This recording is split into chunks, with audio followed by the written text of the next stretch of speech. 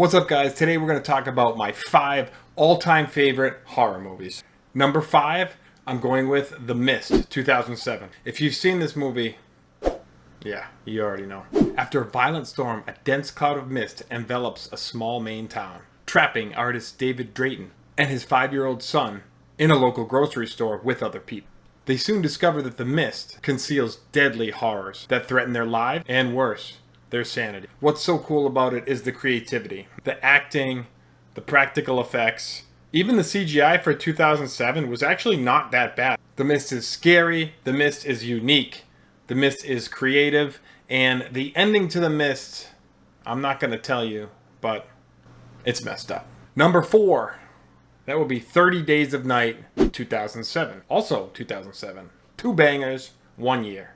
For a month each year, when the sun sinks below the horizon. As the last rays of light fade, the town is attacked by a gang of bloodthirsty vampires, bent on an uninterrupted orgy of destruction. Only the town's husband and wife sheriff team stand between the survivors and their destruction. Josh Hartnett plays the sheriff of this town. He's so good in this movie. This is probably his best role, in my opinion. The vampires in this movie are actually scary. Vampires are kind of trivial now. You know, they're not really known as scary. No one thinks it's a vampire movie, it's scary. You're just thinking, oh, it's cool. It has a slash of horror, but it's probably a thriller, or it's probably a drama, or whatnot. Like, vampires haven't had that scary essence in a while, I think. But 30 Days of Night, the vampires are scary. And what I like that they do in 30 Days of Night is they make them more like creatures than human. Sure, they look a little human, but they actually behave more like a gang of animals. And I thought that was so cool. And it's a really unique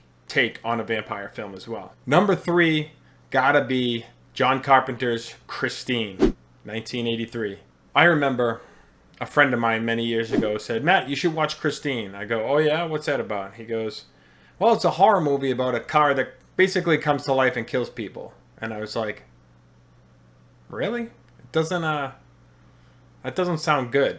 Even by 80s standards, sounds not good.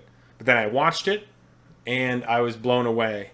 Stephen King's story with John Carpenter production, I mean, this is like top tier horror. Like, is it going to be as scary as newer movies like Hereditary or The Conjuring? Obviously not. But the creativity is there, the acting is there, the cinematography is there, and the scoring. Oh, you want to talk about 80s horror synth? Christine, 1983. Coming in as the runner-up, number 2. This is hard because it's not like it's worse than my number 1. It's just my preference is the other. But number 2 is John Carpenter's The Thing, 1982. Talk about an unbelievable movie in every single way. In the winter of 1982, a 12-man research team at a remote Antarctic research facility discovers an alien buried in the snow for over 100,000 years. Soon unfrozen, the form-changing creature wreaks havoc, creates terror, and becomes one of them. This movie changed the game for sci-fi horror completely. It is science fiction, and it is also horror, and it is also just a mind-bending story. Now, obviously, in these, I'm not going to give away what happens in the movie, but this has you questioning. This really brought a parameter to film that I don't think had ever been done before. How it involves the actors and their interpersonal relationships with each other and trust. It was unbelievable. The Thing, 1982, is definitely number 2. Number 1 is... it's a franchise, really. But it's hard to pick one of these, but, you know, it's the Halloween franchise.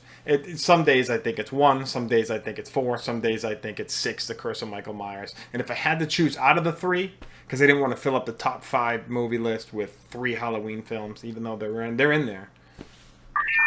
I'd have to go with Halloween 6, The Curse of Michael Myers. Which a lot of you are probably like, really? Like, I heard that one's bad, or that really over the first one? And yeah, over the first one. 6 years after being kidnapped by a cult, Jamie tries to escape the clutches of her serial killer uncle, Michael Myers. For those of you who didn't know, this is Paul Rudd's first movie. He plays Tommy Doyle. That's pretty wild. This movie has low ratings. I think it went over a lot of people's heads. This movie feels like October. It feels like the fall. It feels like the autumn. Halloween 6 has that fall time vibe. It also has this dark, gritty 90s slasher vibe. In my opinion, it's the scariest of the franchise, and it's also the darkest slasher of the 90s. By far, I can't think of anything that comes close. You know, Scream is obviously awesome, but it's not as dark as Halloween 6. Urban Legend is awesome too, but it's not as scary as Halloween 6.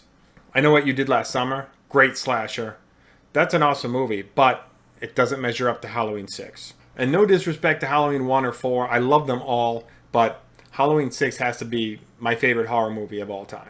Thanks for watching my top 5 horror movies. If you like this video, consider liking and subscribing. This is the kind of content I do all the time. I really appreciate all your views, and definitely leave your top 5 favorite horror movies in the comments. I'll let you know what I think if I've seen them. Probably seen them. I've seen quite a bit, but if I haven't, I will get to them. I really want to know your top 5. Leave it in the comments. Thanks for watching, guys. See you in the next one.